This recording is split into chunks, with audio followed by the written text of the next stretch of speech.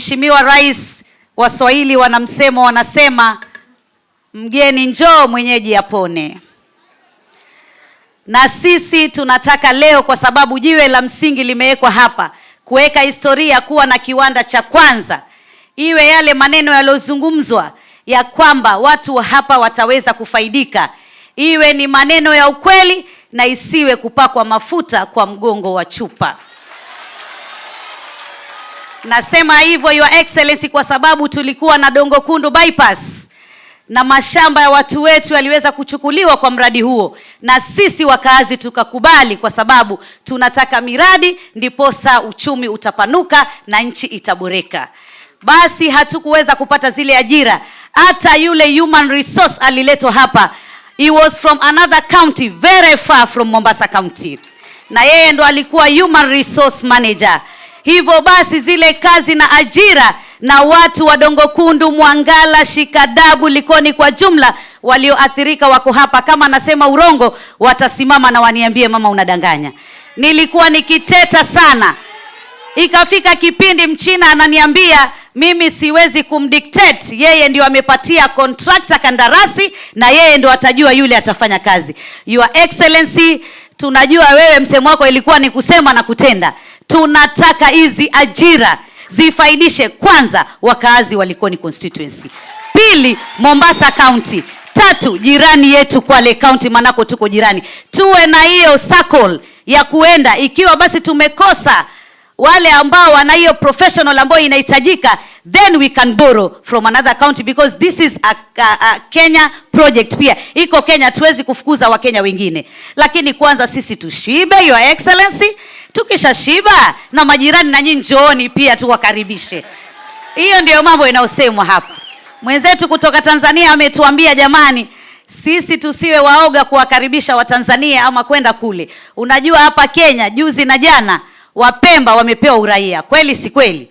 Tunavyowaenzi tumewapatia uraia, mkiishi hapa Kenya wale waliokuja zama za kale waweze kupata zile service ama huduma, waweze kupata huduma.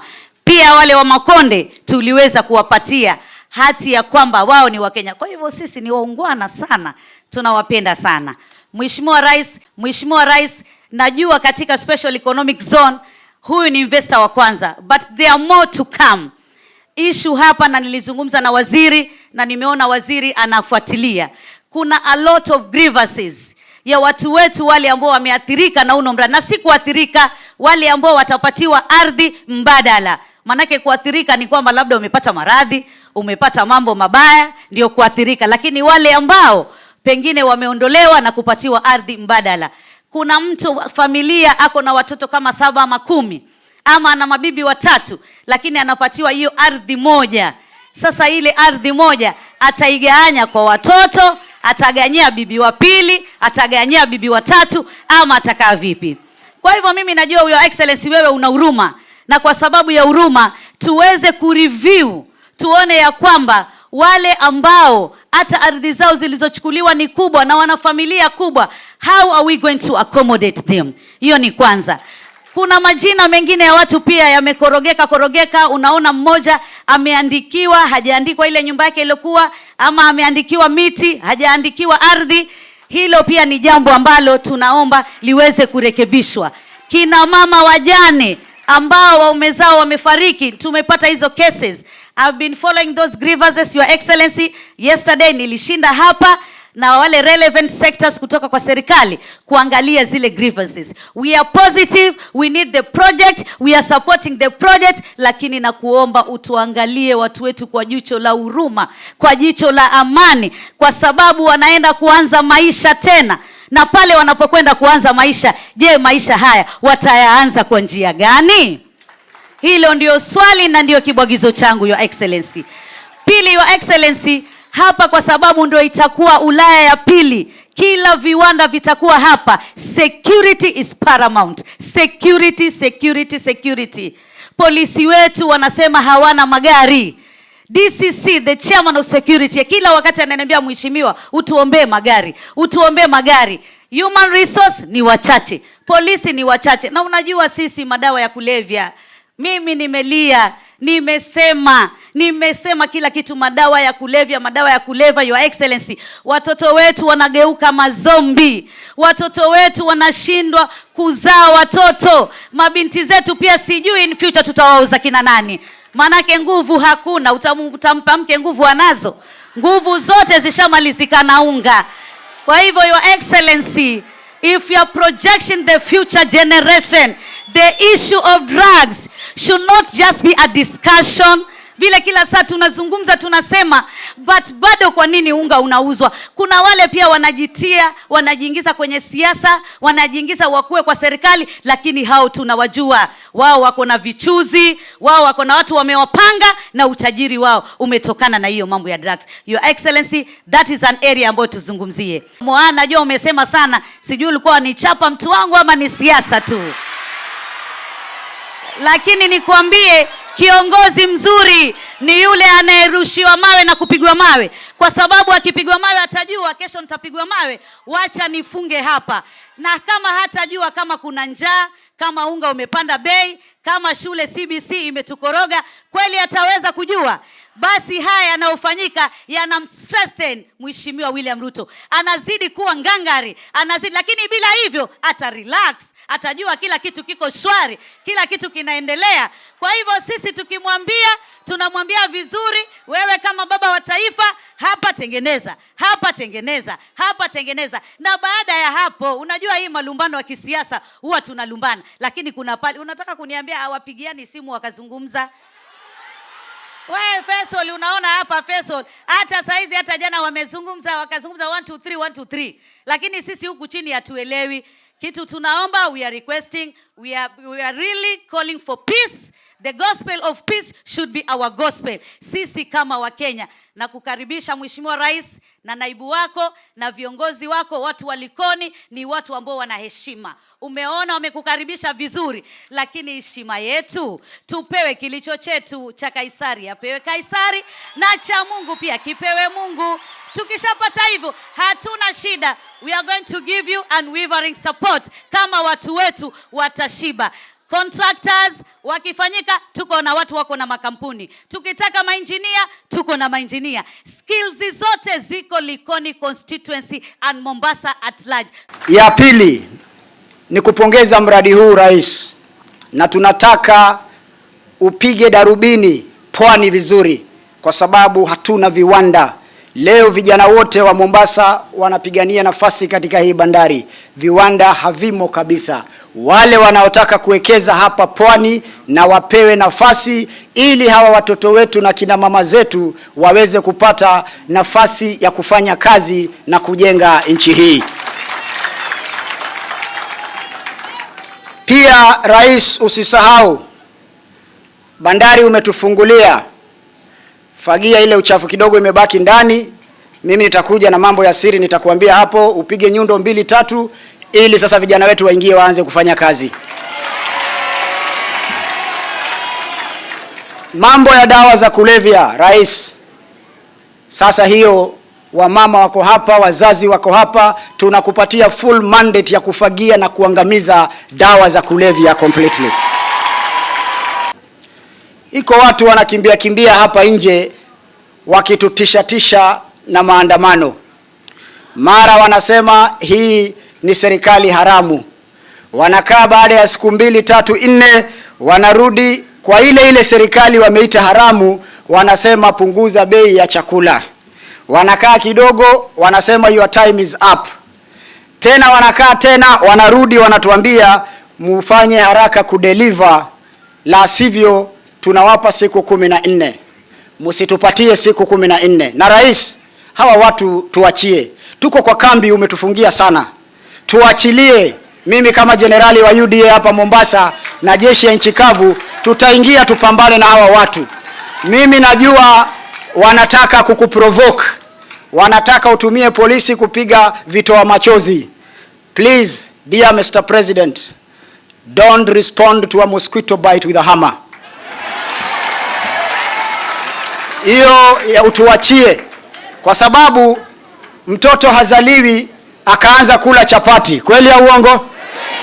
Mtoto amezaliwa juzi, unataka ale chapati. Taratibu mtoto atanyonya, atapata afya. Baada ya miezi 6 ataingia winning, ataanza kula chakula kidogo kidogo, atambae kidogo kidogo chapati, na hiyo chapati ndio tunaongoja wakati ambapo mtoto huyu atatambaa. Kwa hivyo mambo ya kutishwa siku 14 siku sijui ngapi, hiyo upuzi imepitwa na wakati. Na ya mwisho nikimalizia, na watu wa ODM msiogope, mkuje mfanye kazi na rais.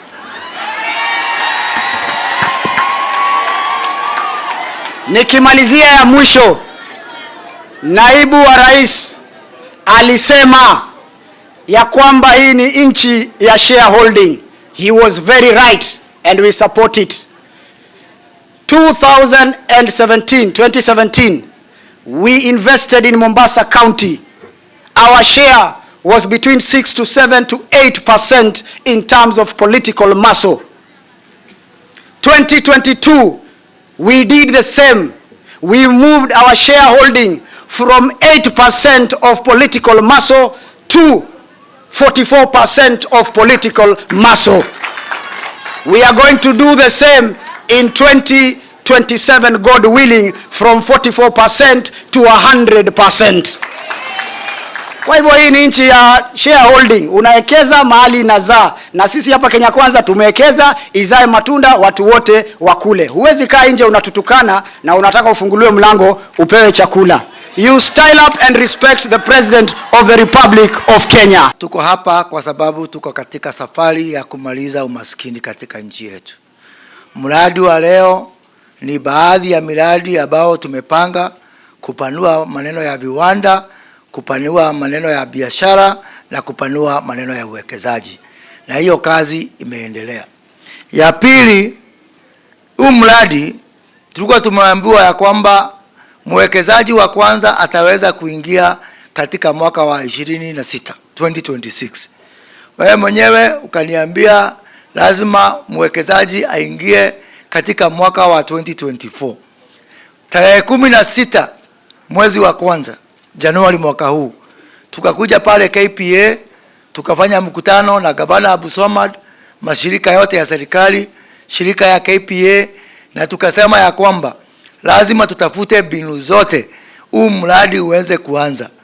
Katika mkutano huo tulijiwekea tarehe 1 mwezi wa 4. Gavana tulisema tarehe 2, tukasema tarehe 1 ni ile April Fool's Day, na watu wanaweza kuconfuse kidogo, pengine ni uongo. Tukasema tarehe 2 mwezi wa 4 lazima mwekezaji wa kwanza aingie. Leo ni tarehe 24 mwezi wa 2. Tumeweza kukata hiyo muda kwa siku 40.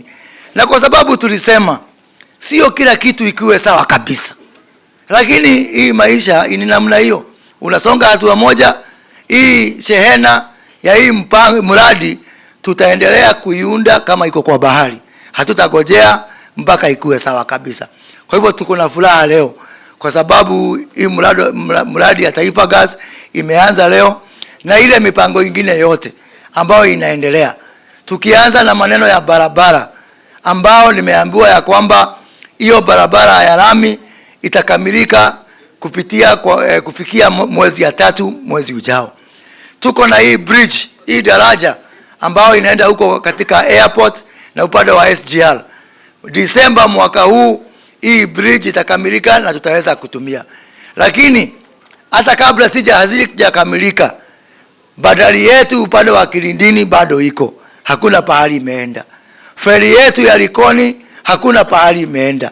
Wale wawekezaji ambao watakuja bado wako na nafasi ya kuendelea na kazi yake. Nimshukuru pia watu wa National Rights Commission na chairman wao Bwana Otati yako hapa, kwa sababu hii shida ya malipo ilikuwa kubwa sana. Na juzi siku ya Jumatano nilikuja hapa tukafanya mkutano na wananchi, tukatatua mashida yote.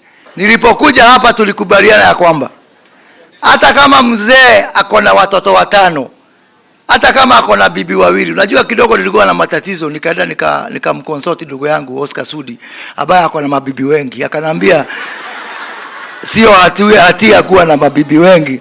Kwa hivyo tumesema kila mzee ambaye watoto wake hawajaandikishwa. Hao watoto tulikisema waandikishwe mara moja, na hakuna hata mtu mmoja katika hii mradi ambaye ataachwa nyuma. Na nimesema mimi mwenyewe nitakuja baada ya kila wiki mbili, nitakuwa nakuja katika hii mradi kuhakikisha kwamba hakuna mtu ambaye ameachwa nyuma katika hii mradi. Na katika hiyo maneno pia niseme, Mheshimiwa Matuga, Mheshimiwa Tandaza, hakuna mtu wa Likoni na mtu wa Matuga. Kila mtu ambaye shamba yake itachukuliwa lazima apatiwe shamba mbadala. Shukuru ndugu yangu Rostam na watu wa Tanzania. Mwezi huu ulinituma kule Tanzania nikiwa na ujumbe wako maalum kwa dadako Rais Samia Suluhu Hassan. Na kuna mambo tuliongea, mambo ya maana. Na tukasema ya kwamba ile enzi ya kutoaminiana, ile enzi ya kuongozwa na shauku, hiyo enzi lazima tumalize. Na akanituma kwako. Akasema kama uko na shida ya kufikiria Watanzania waamini wa Kenya, akaniambia yeye ako na suluhu. Nataka kuambia kwamba Kenya na Tanzania tumefungua ukurasa mpya. Mwezi ujao Rais Suluhu anatuma mawaziri wake wakae chini na sisi kuangalia mambo ya infrastructure, kuangalia mambo ya kawi na kuangalia mambo ya biashara. Pia Bwana Rostam, nikutume pia kwa Tanzania. Wamelia sana ya kwamba Tanzania Revenue Authority iko na ofisi hapa Mombasa ya kuangalia bidhaa zikienda huko.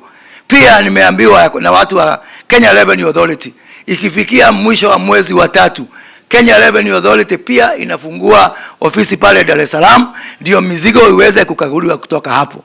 Marais mwezi wa 11 walituambia hatutaki kuwa na ile one border post, ile tunahitaji kuwa ni zero border post, na hiyo kazi tunafanya.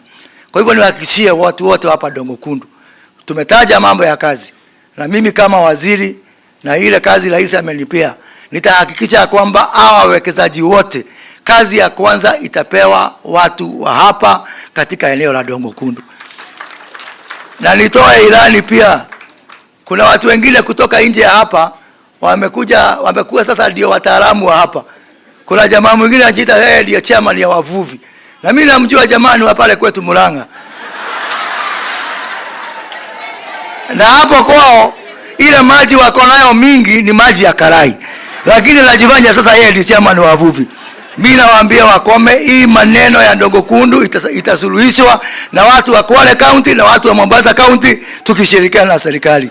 Watu wa kuleta porojo hapa hatutakubali. Na hiyo jambo mimi na gavana na Mheshimiwa Mishi Mboko tumekubaliana, hatutakubali porojo yote kutoka nje. Kwa hivyo mwekezaji Rostam, kazi tupatie watu ya hapa. Tunataka mwanzo mpya, tunataka ushirikiano mpya, na nakutuma na ujumbe mwambie Rais wa Kenya na serikali ya Kenya, tunataka kufungua ushirikiano na uhusiano mpya wa kuaminiana kama madugu na madada. Siasa nyingi ambazo watu wamefanya, wanaweka manifesto na wanapochaguliwa hawafuatii ile manifesto. Lakini Mheshimiwa Rais, yale yote ambayo uliandika pale kwa Kenya Kwanza unayatekeleza kikamilifu. Na ili kukuhakikishia, hata hii ya leo tumeangalia na waziri mwenzangu, iko bullet ya 3 katika manifesto yetu mambo ya energy. Kwa hivyo tuna imani na sisi tukiwa tunakusaidia kutekeleza, tutatekeleza hii mipango ya kiuchumi kuwasaidia wananchi wetu. Lakini tunapotekeleza, kuna wale ambao pengine kwa njia moja ama nyingine hawafurahii ama naona mabadiliko haya yatawaharibia siasa yao. Ndiyo haya mambo unayaona kila asubuhi, kila siku. Lakini Mheshimiwa Rais, ukumbuke kuna kitu inaitwa track record. Wewe una track record ya utekelezaji. Wenzako wengine wana track record ya yale ambayo wanayasema na vitisho. Kwa hivyo jambo muhimu ni sisi kuungana pamoja kumhakikisha rais wetu ile mipango ya kiuchumi ambayo inamlenga mwananchi wa chini tumeitekeleza. Na kwa hilo mimi naomba kushukuru sana. Najua hapa kwa special economic zone kampuni zingine zitafungamana na uchumi samawati, ambayo pia itakuwa muhimu katika kuinua hali ya maisha ya watu wetu. Na jambo la mwisho, Mheshimiwa Rais, niruhusu tu niseme kwamba hapa Pwani ni muhimu sasa, vile tumeona na tunaendelea mbele, tuhakikishe hata siasa yetu tunafanya ya msimamo. Ndio mahali tukiunga mkono, faida pia tunapata. Na pia tusisahau katika timu hii ina vipawa mbalimbali. Kuna wanasiasa wako hapo, lakini pia sisi tuna vipawa vyetu. Kwa hivyo utaturuhusu saa ingine tufanye public participation kwa hii miradi, ndio watu wengine wakifanya maandamano wananchi wao wanajua utamu na mafanikio ya serikali. Wengine wanasema walikuwa wanapiga kelele pale Jivanji Gardens, hatutabui huyu rais. Alafu wanasema huyu rais ameweka watu yake. Sasa kama umtambui, utamwabiaje ataweka nani? Sasa niulize, wale walikuwa nampigia huyu rais kelele na kusema hatoshi na hawezi, anawaweza kuweka kwa serikali yake wamsaidie? Si watamwangusha? Lazima rais ataweka wale ambayo wanamtambua, wanaelewa mpango wake wa bottom up, walikuwa wanasema anaweza, walikuwa wanasema anatosha, walikuwa wanasema ako na maono na ako na mpango.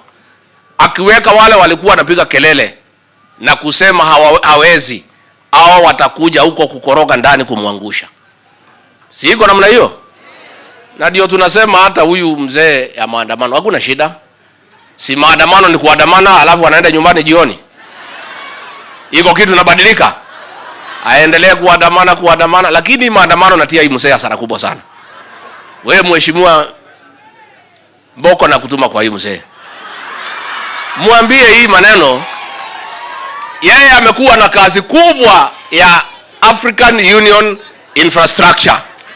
Amewacha hiyo kazi, ameenda maandamano, amefukuzwa kwa hiyo kazi. Si maandamano namtia hasara? Hii maandamano amefanya zaidi ya miaka 20. Kila mwaka anapata hasara. Sasa alikuwa na kiti ya Afrika, ndio huyo amefukuzwa. Ameambiwa hii mzee hapatikani kazini, ako maandamano, ako kupiga kelele. Hata hiyo watu ya African Union si wamefanya vile inatakikana? Kwa sababu kama wewe bwana iko kazini, si watatafuta mtu mwingine. Kwa hivyo sisi nasema hawa watu ya maandamano hapana usia huyu rais wetu uoga. Unajua wale walikuwa na usiwa uoga ni wale watoto ya Serarak. Huyu ni chuma ya zamani. Si ni chuma ya zamani? Wasiusie rais wetu uoga. Walikuwa kwa debe akawaweka chini. Walikuwa na system, walikuwa na deep state, walikuwa na machief akawaweka chini. Sasa hawana chochote, watawezana na huyu rais? Kwa hivyo hawa waachie rais nafasi atengeneze mambo ya Wakenya, awafanyie Wakenya kazi. Na hao wangoje wakati wao. Imebaki mwaka 4 unusu. Kama wangali watakuwa na nguvu tukutane pale. Lakini saa hii ni wakati ya kazi. Tumekubaliana watu ya Likoni? Tumekubaliana? Ni maendeleo ama ni maandamano? Ni maendeleo ama ni maandamano? Ndio mnataka? Si mheshimiwa amesikia? Mheshimiwa Mboko, unaweza kosoa sisi bila kwenda kwa maandamano.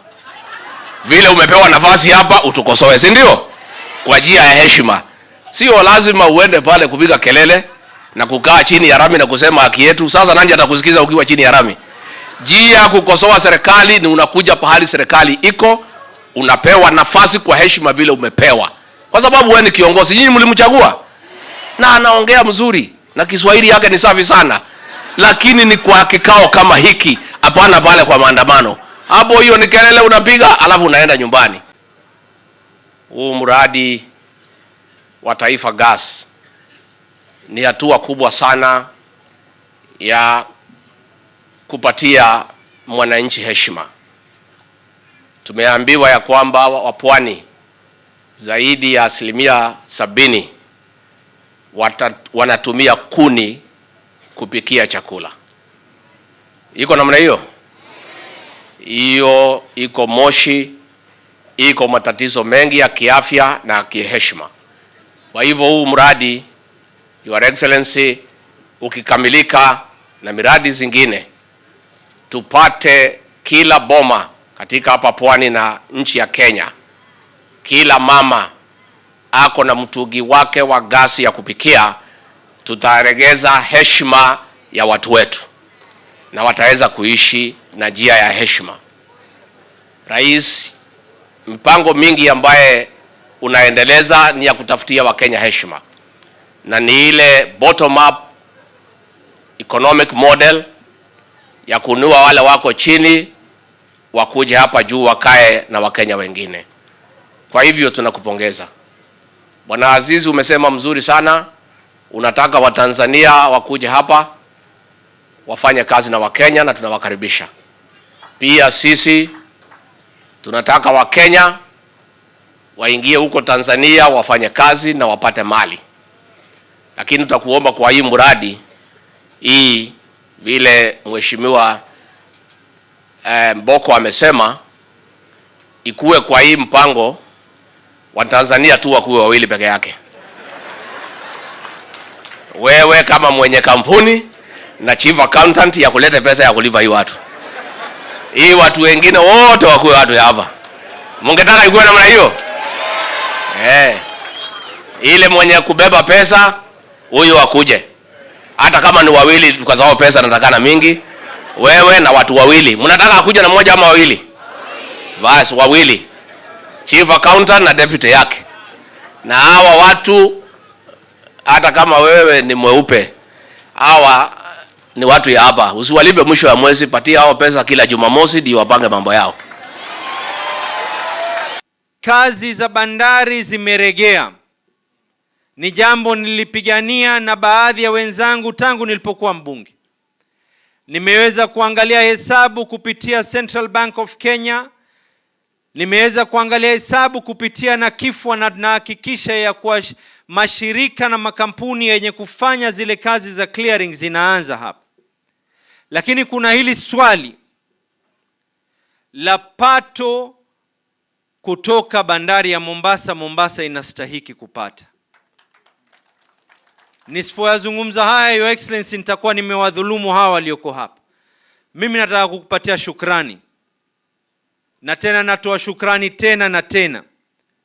Ulitoa mwelekeo ukaniambia, gavana, mimi nakubaliana na wewe, Mombasa inastahili.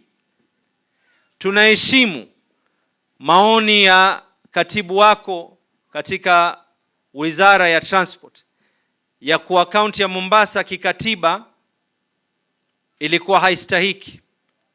Lakini wakati naheshimu maoni yake, ni lazima niweze kuheshimu na maoni ya wana Mombasa ya kwa kama njia si hii, njia itakuwa nyingine. Na mimi natoa shukrani ya kwa ushaweza kutoa mwelekeo. Tumezungumza na wizara na Attorney General, almuhim watu waweze kufana chao. Hawa watu waweze kupata kile wanachokistahiki. Kizazi kinachokuja baada ya leo waweze kukuhukumu wewe, William Samoei Ruto na Abdulswamad Sharif Nassir, ndio ambao waloweza kuyaweka matakwa yao mbele hawa watu. Hii conversation, Your Excellency, tumeipitisha kwa Attorney General, kwa waziri wako, kwa economic advisors wako. Na mimi nina imani ya kwa hizi siku mbili uko hapa tuweze kuyamaliza haya mazungumzo ili hii bandari. Hapa nimemsikia ndugu yangu Moha, nimemsikia dadangu Mishi wakizungumza ya kuwa ni kweli tuna matatizo ya madawa ya kulevya. Kama serikali ya county tayari tumejenga rehabilitation center 2 tena eneo hili la Likoni. Moja iwe ni akina mama, moja iwe ni ya wavulana. Lazima tuwanasue vijana wetu kutoka haya majanga ya madawa ya kulevya. Lakini kuendesha yote haya yanahitaji fedha. Hatuwezi kuwa ni serikali ya omba saa zote, nije kugota mlangoni mwako, bwana rais tunataka hiki, bwana rais tunataka hiki. Ama tuwe ni serikali ya omba saa zote tunaenda kufuata makampuni, badala ya kuomba mambo ya maana nije kuanza kumfuata Taifa Gas, lipa bili ya taa ya rehabilitation center. We have to be self-reliant as a county. Kama serikali ya county, sisi tuko tayari kushirikiana. Hata nimesikia tulipokuwa pale kando ya kuwa kando na mambo yote mengine, ya kwa tuweze mpango huu na huu mradi uweze kupanuliwa. Ndugu Rostam akileta makaratasi yake katika kaunti, tutayapitisha kwa sababu tunajua yataleta manufaa kwa watu wetu. Lile ambacho tutaomba, na hili litazungumzwa na kila mmoja, lakini mimi nataka kuweka uzito zaidi kama gavana wao. Hatutobadili na hatutobahatisha watu wetu wakose kazi. Hapa walipo Your Excellency, watu wote wamekuja hapa, kila anayetuangalia katika runinga anataka kujua matarajio mema yatakuwa ni yapi. Watu wanataka kujua ya kwa mtu akitoka hapa ana matumaini ya kwa ataweza kupata ajira kutoka kwa kaunti ya Mombasa, ikiwa itaweza kuhakikisha ya kwa wawekezaji wamezidi. Ataweza kupata ajira ikiwa kampuni nyingine kama Taifa Gas ziweze kupatia mwelekeo mwema ili ziweze kuzidi katika maeneo haya. Mimi natoa shukrani.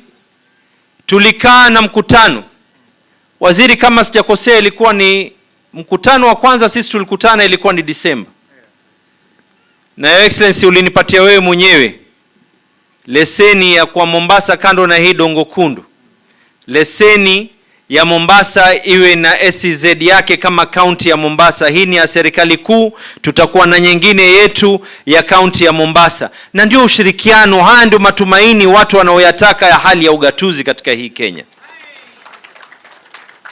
Your Excellency, kama kaunti ya Mombasa tukishirikiana na wajumbe wetu, tuna database nzima, maengineer wetu, maarchitect wetu, wale ambao kwamba kila mmoja, na tutakupatia Bwana Rustam na watu wako, tukwambia haa ndio watu wetu, tunatarajia ajira ili waweze kulisha familia zao. Mheshimiwa Rais, tunakushukuru kwa kufungulia wawekezaji mlango wa kuinvest Kenya. Mheshimiwa Waziri, yale malipo ya wale ambao wameathirika yaweze kufanyiwa kwa utaratibu, kila mtu aridhike, kama vile ambavyo Mheshimiwa Rais anatuhimiza ya kuwa ni bottom up, wahusishwe wale walio chini. By the time process inaisha, kila mtu awe ameridhika. Nataka niwaombe tena, wakati wakazi wa ajira zikitoka, sisi si watu wa kuulizwa mara ya pili. Likoni na Kwale tumegawa hapa, kwa hivyo sisi pia tuna share ndani ya Dongo Kundu. Wakati kazi zinapeanwa, Kwale County isiekwe nje. Nataka tu niseme Mheshimiwa Rais, mimi nakushukuru. Na nakushukuru zaidi kwa sababu jana tulikuwa na wewe kama governors, na mwelekeo ambao umeuchukua, nina imani Kenya hii itasonga mbele mara moja. Na wale ambao wana wasiwasi, na waomba hata wasijeke pressure, wasiwe na wasiwasi. Dereva William Samoei Ruto ameshikilia usukani sawa sawa. Kwa mara ya kwanza kama governors tumeona thamani ya ugatuzi, kwa sababu serikali ya kitaifa inapatia support county governments. Na ndio sababu baada ya hapa tunaenda tena Mheshimiwa Rais kwenda kutupatia pesa ya mambo ya bahari. Mheshimiwa, ni pesa ambayo ilikuwa imekwama, lakini umeweza kuja kuitetea, sasa imetoka.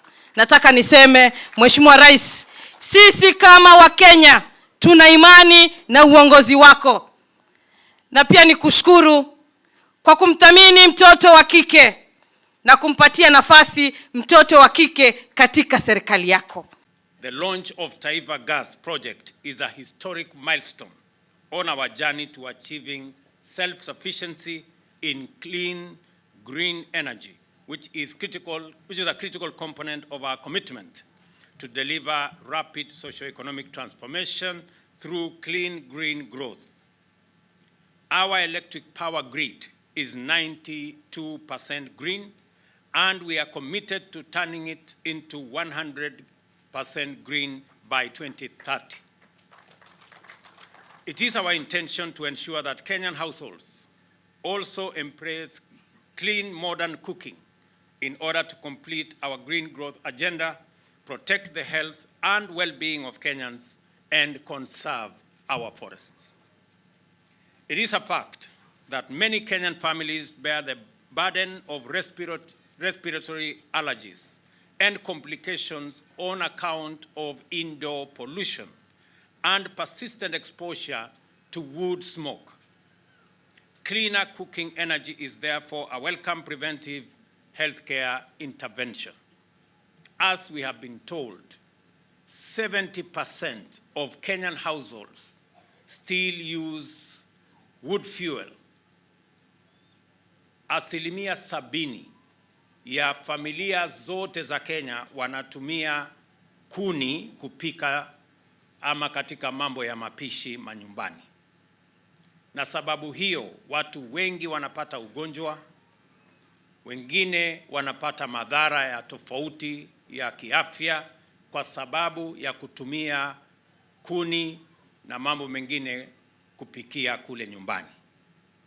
Na ndio tunasema mradi huu ambao ndugu yetu kiongozi wa Taifa Gas kutoka nchi yetu jirani wamekuja hapa kuegeza, itatusaidia kama Wakenya kuhakikisha ya kwamba tunapata gas na mapishi yetu yatakuwa kwenye mazingira ama mazingira yenye afya na mazingira ambayo haileti madhara kwa kina mama, hasa wale wanatusaidia katika mapishi manyumbani.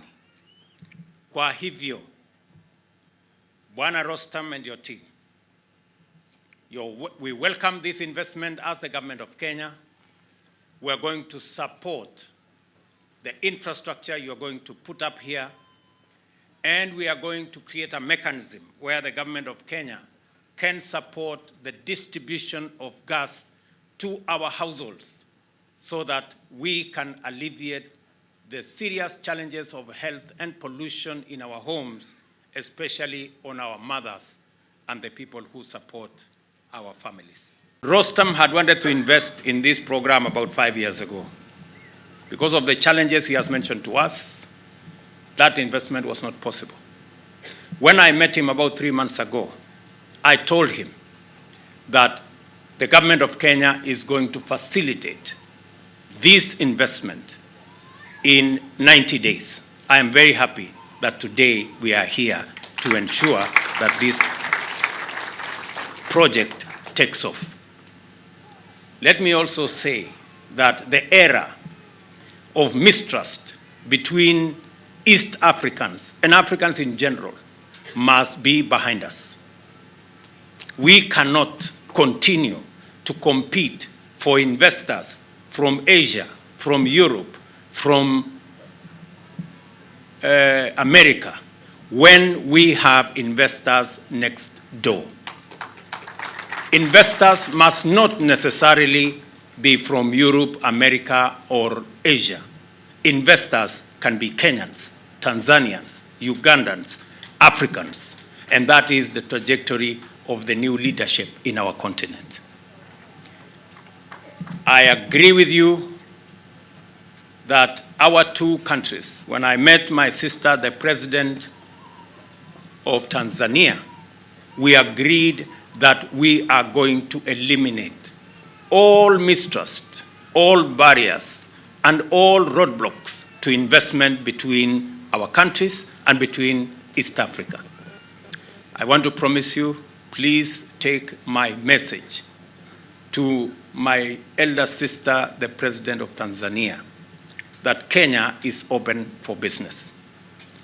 Please inform her that I appreciate every time I send investors from Kenya, she gives our investors personal attention.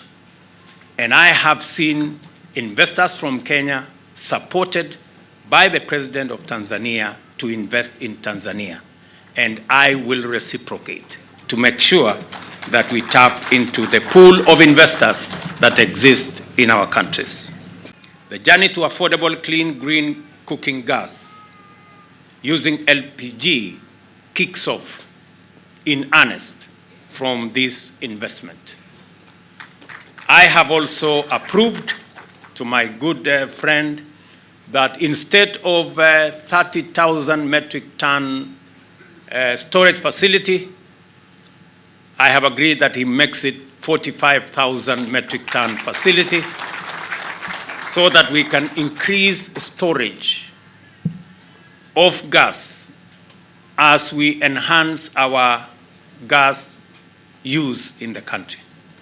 I've also instructed the Minister for Energy to make sure that Kenya Pipeline Company invests in another 45-ton storage facility of gas so that we can transition in a faster, safer trajectory into cooking gas in our country to minimize health issues, to save our forests, and to minimize our carbon footprint as we go towards green energy by 2030. So Bwana Waziri, tayari nimeongea na watu wa Kenya Pipeline kupitia uongozi wako pale katika KPRL, mahali tuko na ardhi ya serikali. Watu wa Kenya Pipeline watajenga another equal facility ili tuanze kupambana na mambo na madhara na magonjwa yanayoletwa na kina mama wetu na wale wote wanatusaidia kupika kutokana na mambo ya kuni na mambo ya moshi na mambo yale mengine ambayo yanatusumbua. It is therefore encouraging to note tremendous growth in the consumption of LPG in Kenya households. Per capita use has increased from 2 kilograms in 2012 to 6.6 kilograms in 2020 and 7.5 kilograms in 2021. This growth has been driven by incentives tailored to promote penetration and use at household level. Although household LPG use in Kenya is greater than African average of 3 kilograms per capita, it falls below global practice of between 15 and 30 kilograms per capita. The government is committed to drive per capita consumption of LPG at the household level to 13 kilograms by 2030, and to do this, we will continue to implement incentives that promote its consumption by a broader spectrum of users. All public institutions that currently utilize biomass as their primary cooking fuel will be required to transition to LPG. In particular, public institutions must ensure that this transition is completed by 2025. Nimesema hivi, yale maidara yote ya serikali pamoja na shule zetu kufikia mwaka wa 2025 tutakuwa tumewasaidia kama serikali, badala ya kutumia kuni kwa upishi watakuwa wanatumia gas. And we are going to make sure that all our institutions of higher learning, all our boarding schools, all our institutions transit from using wood fuel that is decimating our forests into using gas that is cleaner, that is healthier, and that is much more environmentally useful. So tutaendelea namna hiyo. Mimi nimesema hivyo na nashukuru waziri wa elimu yuko hapa. Waziri, tutashirikiana sasa na wewe na ndugu yako waziri wa kawi, muhakikishe ya kwamba mashule zetu zote by 2025 hawatakuwa wanatumia kuni tena na kukata miti, watakuwa wanatumia gas ili tuweze kuwaweka katika hali ambapo kuna afya na pia tunazingatia ulinzi wa mazingira yetu. As Kenya pursues clean and green growth at the national level, it is important for us to match this commitment to the mitigation of climate change by embracing clean domestic energy alternatives.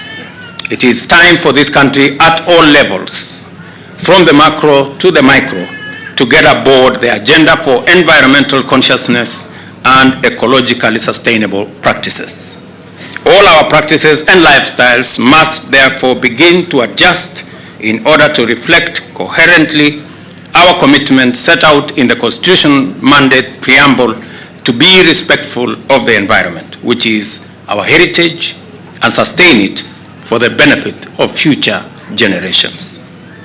The philosophy of green, clean growth recognizes the spectrum of rewarding investment opportunities in the programs and projects that constitute and contribute to ecologically sustainable socio-economic transformation, like what Taifa Gas is doing.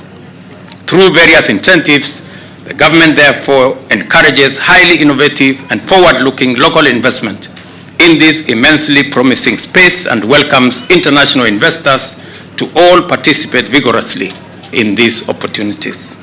The government therefore encourages highly innovative and forward-looking local investment in this immensely promising space and welcomes international investors to all participate vigorously in these opportunities. Our investment promotion framework has packaged attractive incentives to encourage diverse players in the clean growth sectors, from high-value strategic investment to micro, small, and medium-sized enterprises along every value chain.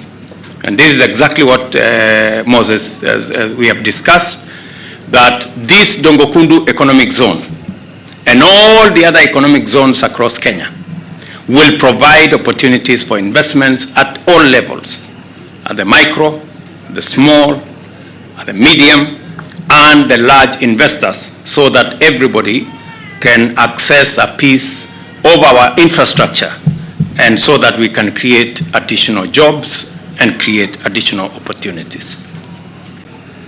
Nimesikia yale dada yangu Mishi Mboko amesema kuhusu wananchi wa hapa. Tutashughulika na mambo ya project affected persons, wale wote ambao kwa njia moja ama nyingine mambo itabidi wahame waende mahali pengine. Nishamwambia waziri wangu na wale wote ambao wanahusika ya kwamba hawa ni wananchi wa taifa letu la Kenya, na inafaa washughulikiwe kwa taratibu na kwa njia inayofaa. Yale mambo yote ambayo yamesemekana hapa, kama mtu ako na bibi moja, bibi wawili, bora asiwe mpango wa kando. Sote tutashughulikia haya mambo, ndio tuhakikishe ya kwamba mambo haya yote yanaenda sambamba, na tuhakikishe ya kwamba kila mwananchi anapata haki yake. Vile vile nakubaliana na viongozi wa hapa, ndugu yangu governor na wale wote ambao wameongea kuhusu nafasi za ajira. Pia tunataka, na Rosta mwenyewe hapa amenihakikishia ya kwamba wale watakaofanya kazi sehemu hii sio watu wa kutoka sehemu ingine, ni watu wa Likoni, watu wa Mombasa na watu wa Pwani na Wakenya wengine ambao watakuwa karibu na hapa. So you have no doubt that we will ensure that the people who will benefit from job opportunities created by this investment will be people from Likoni and Mombasa and the coast, in a manner that everybody is going to be enjoined. So that I want to commit to you. Nilisema wakati tulikutana kuhusu mambo ya hapa Dongokundu ya kwamba tumeongea mambo ya Dongokundu karibu miaka 15, na imefika sasa wakati wa kuacha maneno na tuendelee na vitendo. Kuja kwetu hapa leo, na nilikuwa nimesema lazima tuwe na waegezaji kabla ya tarehe 2 mwezi wa 4. Mimi nafurahi ya kwamba tumefika hapa leo. Tuko na waegezaji wengine 22 ambao wako tayari. Tuko na waegezaji wengine ambao watakuja baadaye tukifanya ile international advertisement ya investment ya hapa.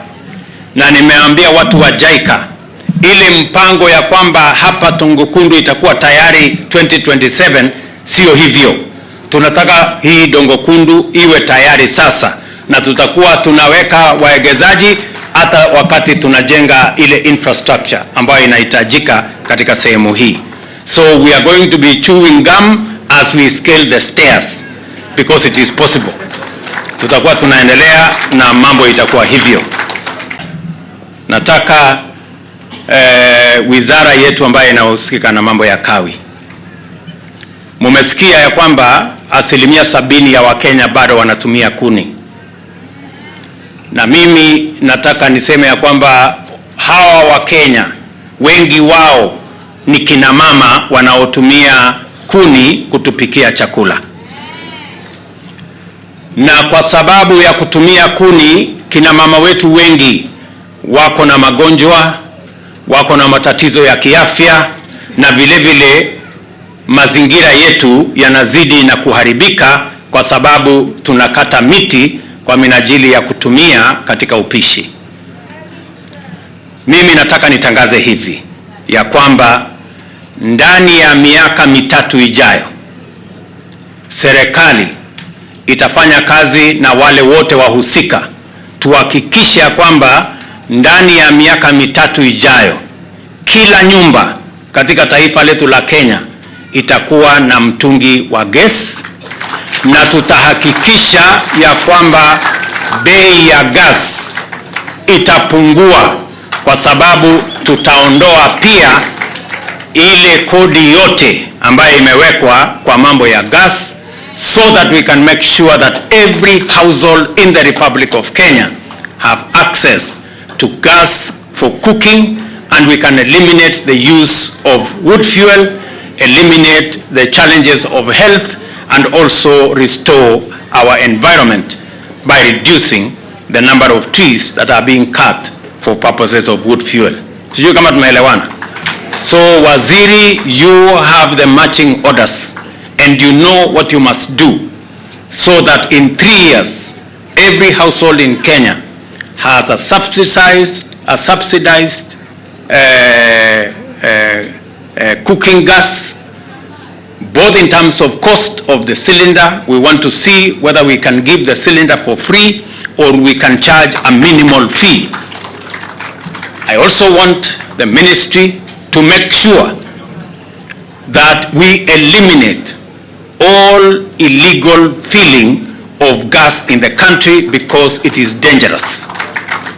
Wale wakora wote ambao wanatumia mitungi ambayo sio zao kuweka gas, hawa watu wajipange, kwa sababu hatuwezi kukubali mtu ahatarishe maisha ya wananchi kwa kwenda kufill gas mtungi ambayo sio yake na anatumia mbinu ambazo sio halali. So we must get rid of all illegal sellers of gas. We must make sure that we eliminate all illegal filling stations, and I am saying this so that the Minister for Internal Security, for national government, should work with the Minister of Energy and our police to ensure that we eliminate, so that we can promote this program of making sure that we deliver gas to every household in the Republic of Kenya. Tumekubaliana jameni? Kina mama tunaelewana? Mnataka kuendelea kupika na kuni ama tuwapatie gas? Sisi tuwapatie gas na tupunguze bei yake ndio kupika chakula iwe rahisi. That's what we are going to do. Sote tumekubaliana mambo ya uchaguzi iko nyuma yetu. Nafasi tuliyoko nayo sasa, na ndio kazi nimekuwa nikifanya kwa miezi 5 zilizopita, ni kudhibiti hali ya uchumi wa taifa letu la Kenya. My first assignment the last 4-5 months was to consolidate and stabilize the economy of our country that had been battered by reckless borrowing and unnecessary subsidies.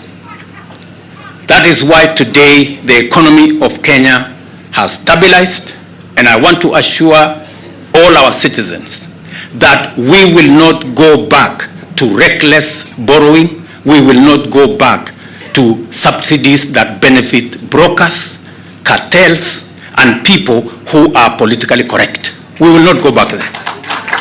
we are going to promote instead production. And that is why 4.5 million farmers today are accessing fertilizer that we have subsidized as government so that we can support our production and eliminate the challenges of high cost of living. We are on that trajectory. There is no need for others to threaten others with demonstrations. You had 5 years of the handshake shenanigans, and that is the reason why the cost of living is where it is today. I have stabilized the economy. I am now dealing with the cost of living, and we are not dealing with it on a short-term basis. We are dealing with it in a sustainable manner. And the fellows on the other side are not going to give us any lectures or any lessons because they have none to give. If they had any ideas, they had 5 years to implement and they did not. Mimi nataka niwahakikishie hii safari tutatembea pamoja, tutaheshimu kila mtu, tutaheshimu haki ya kila mtu kufanya ile anataka kufanya. Na mimi nakubali yale Deputy President amesema. Sote tumechaguliwa. Mishi amesimama hapa, amesema mambo ya watu wa Likoni. Anataka hii, na tumesikiza. Na tutakubaliana vile tutatekeleza. Lakini tukienda kukorogana kwa maandamano, hata mambo ya wananchi itapotea hapa katikati. Kama huyu Mishi sasa angekuwa maandamano, hata aseme ile amesema huko maandamano, nani atasikia? Si ndio? So tunataka tupange hii kazi pamoja, tushirikiane, tuende mbele pamoja. Watu wawache mambo ya kutisha watu wengine. You know, I want to tell our friends, it is the height of impunity. It is actually the slave master mentality for anybody to imagine that leaders need their permission to work for the people who elected them. Every leader who has been elected by the people of Kenya, and they have assignments, they have constitutional responsibilities to discharge.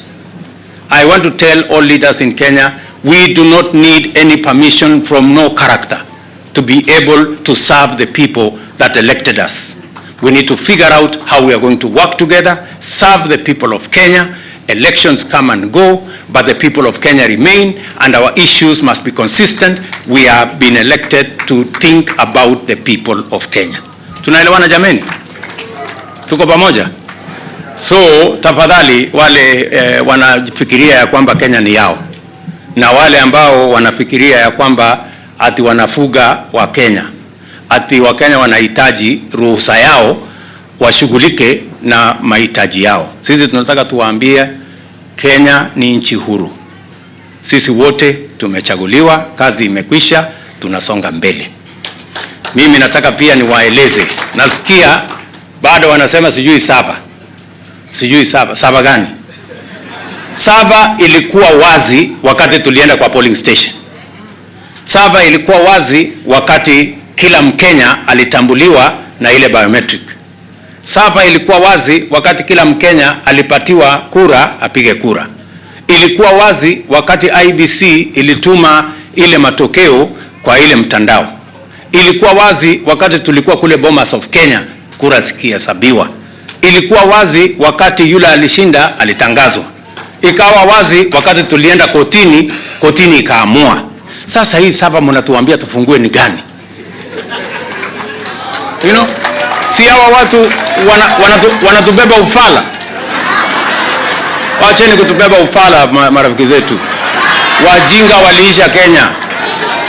Na Bob Marley aliwaambia, you can fool some people sometime, but you cannot fool all the people all the time. Special Economic Zone Board and the management is under clear instruction from your CS, Moses Kuria, to perform their role in delivering all the agreed projects. Our assurance to you, sir, is that Special Economic Zone with other government key partners, namely the Kenya Ketraco Coast Water Works Development Authority, KPA, KRA, NLC, special other partners, KCB and JICA, will deliver Dongo-Kundu Special Economic Zone with these characteristics: an integrated industrial manufacturing hub to contribute to the acceleration of economic expansion in this country, to provide gainful employment, economic decency, and provide for our people, to put in place plug-and-play industrial hubs, to make the country a regional hub for business and logistics, to make the country a gateway to Africa Continental Free Trade Area. Your Excellency, we have committed ourselves as a Special Economic Zone Authority to deliver all the things we have agreed with the Waziri in time that he has given us as instruction. Your Excellency, we will do our job as a Special Economic Zone Authority. Thank you. The largest Tanzania investment in Kenya since the collapse of East African Community in 1977. Together with the investment in this terminal, with its distribution and marketing throughout the country, when all is said and done, will have invested close to $200 million.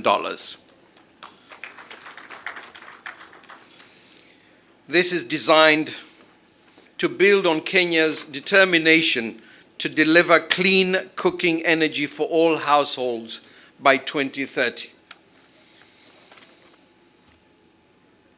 Your Excellency, the use of LPG for cooking is vital for improving the health and productivity of Kenya's population, especially women in rural communities that rely on the collection of wood as their primary source of fuel. To illustrate the impact this can have on the economy, the World Bank, in its report on the state of access to modern cooking services, has measured the cost of inaction to transition to clean fuels on health, gender, and climate. When aggregated at the global level, these are annually estimated to be $2.4 trillion. In sub-Saharan Africa, costs are estimated to be $285 billion, and in Kenya alone, a whopping $12.8 billion annually. Of this, 33 are health-related and 65% are gender-related. Your Excellency, Taifa Gas is very aware of the initiatives you are taking to uplift the well-being of Kenyans by transforming production and underpinning this with a sound and innovative policy framework, efficient infrastructure, and climate change mitigation.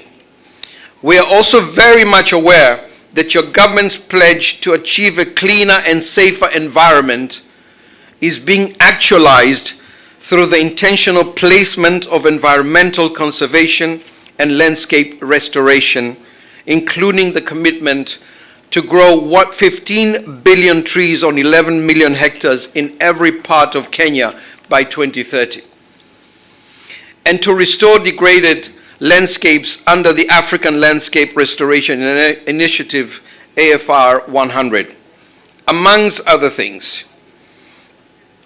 As LPG is one of the cleanest conventional fuels available, we believe that its increased use will greatly assist in the delivery of your social economic transformation agenda. LPG is non-toxic and has no impact on soil, water, and underground aquifers. It also helps to improve the quality of indoor and outdoor air, and it produces substantially less particulate matter and nitrogen oxide emissions than diesel, oil, wood, or coal. Both Tanzania and Kenya are blessed with presidents who understand the moral purpose of leadership, a belief in values, in society, in achieving together what we cannot achieve alone. We are determined to live as one indivisible family, to forge partnership, create employment, innovative, and invest in our common future.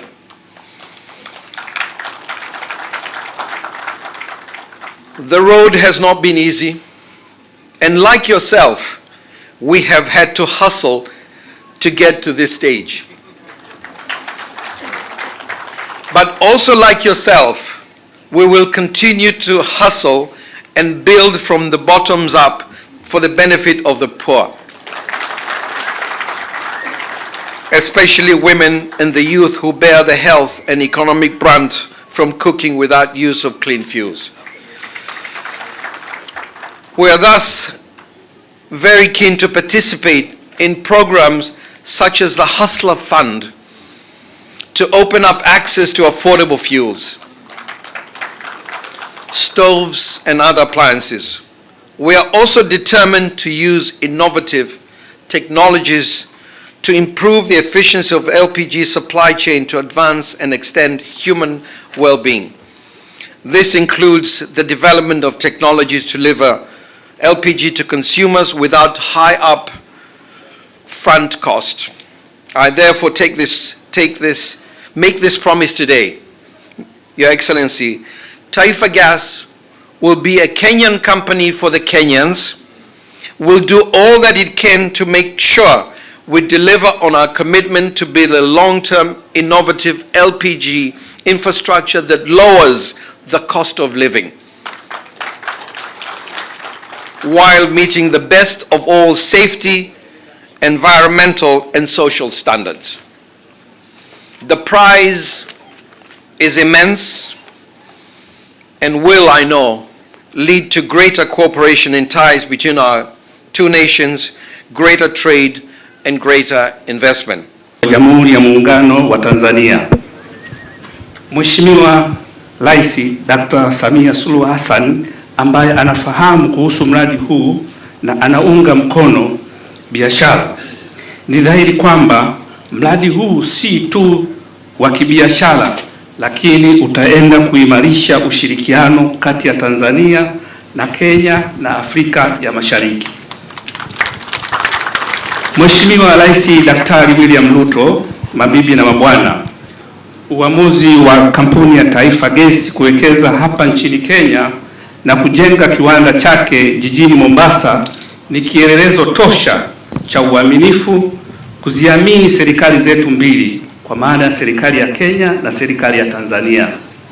Vile vile naomba nitumie fursa hii tena kuishukuru serikali ya Kenya kwa kuiwezesha kampuni ya Taifa Gas kuwekeza hapa nchini Kenya. Kwa namna ya kipekee nitumie fursa hii kuwapongeza waheshimiwa marais wetu, Mheshimiwa Daktari Samia Suluhu Hassan na Mheshimiwa Daktari William Ruto kwa namna ambavyo wamekuwa wakiweka mazingira mazuri ya uwekezaji na biashara katika nchi zetu mbili. Tukio hili la leo ni kielelezo cha kazi nzuri zinazofanywa na waheshimiwa marais wetu wapendwa kuhakikisha nchi zetu zinafungua fursa za uwekezaji na biashara ili kuweza kuinua uchumi wa watu wetu kwa pamoja. Mheshimiwa Rais, naomba nitumie tena fursa hii kueleza uhusiano na ushirikiano uliopo kati ya Tanzania na Kenya. Uhusiano kati ya nchi zetu mbili umezidi kuimarika na umekuwa mzuri kuliko wakati wowote ule katika kipindi hiki. Wakati wa kabla ya ukoloni na hata baada ya ukoloni, wananchi wa nchi hizi mbili wamekuwa wakitembeleana, kufanya biashara na shughuli nyingine za kijamii bila kujali mipaka. Mfano, kuna jamii ya makabila ya Wamasai, Wajaluo, Wadigo, Wakuria na wengine wapo katika mikoa ya Kenya na Tanzania na wameendelea kutembeleana bila kizuizi chochote. Ndugu Mheshimiwa Rais, tukio hili la leo linafungua ukurasa mwingine wa uhusiano na ushirikiano kati ya Tanzania na Kenya.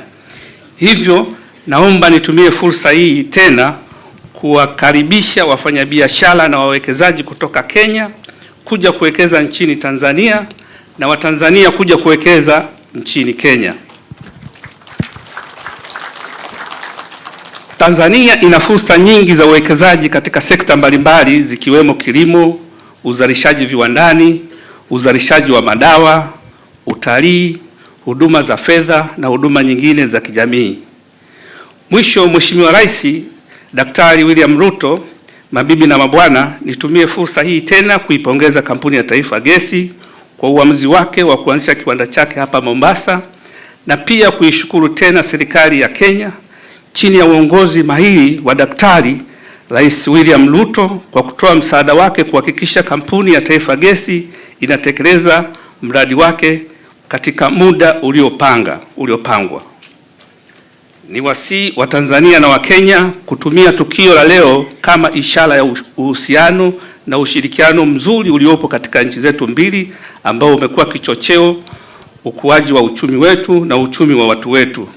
Kwa hiyo sisi ni ndugu, lakini ni ajabu kuwa udugu huo hatuutumii katika kiwango kujenga kuaminiana baina yetu kwenye masuala ya kiuchumi, biashara na maendeleo ya nchi zetu na watu wetu. Tuko tayari kuwaamini na kuwakaribisha katika nchi zetu wawekezaji kutoka China, kutoka Ulaya, kutoka Uarabuni, kutoka India, kutoka Japan na kadhalika, lakini tunakuwa wazito na wagumu sana kuwaamini na kuwakaribisha wawekezaji ndugu zetu kutoka Kenya, au Kenya kuwakaribisha Watanzania, au Uganda kuwakaribisha Wakenya.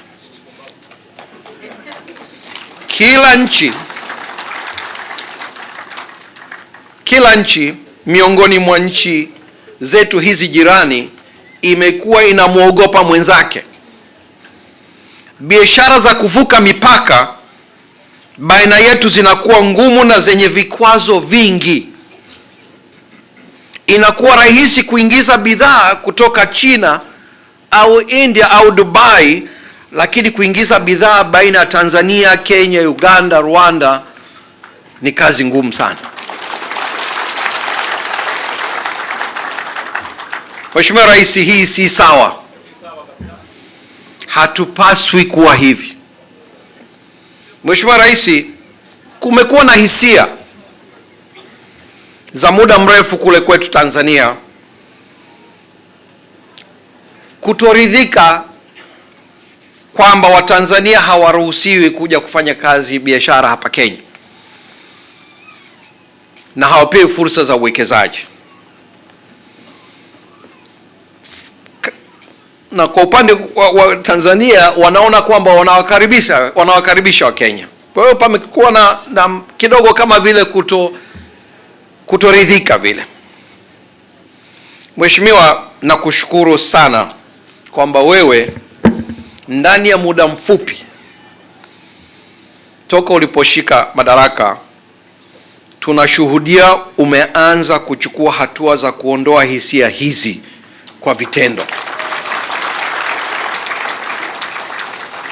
Naomba na watendaji wako wa serikali nao waige mfano wako. Watanzania wengi zaidi waje hapa na Wakenya zaidi waje Tanzania.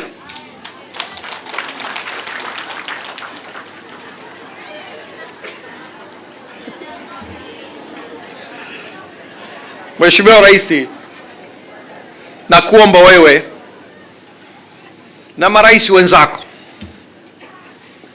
Rais Samia, rais wangu, Rais Museveni, Rais Kagame, mnaongoza nchi zetu hizi, muongee na kuondoa vikwazo vyote vinavyokwamisha uwekezaji na biashara baina ya nchi zetu. Tutambue kwamba dunia haitusubiri. Tukifungua milango ya uwekezaji na biashara baina ya nchi zetu, kuna mambo makubwa sana ya faida yatawafikia watu wetu na kukuza kwa kasi kubwa uchumi wetu. Mheshimiwa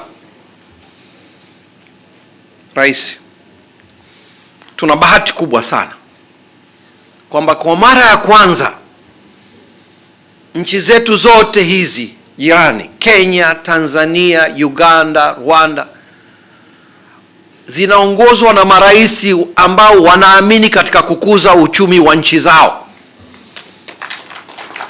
wanaamini katika kukuza ujirani wao, na wanaelewa maslahi mapana ya kuwa na uchumi ambao unaunganisha nchi zetu hizi. Hiyo ni bahati kubwa, hatujawahi kuwa nayo kule nyuma. Sasa tunayo, tuitumie vizuri, tupanue biashara zetu, tufungue mipaka yetu, tufanye biashara kama ndugu.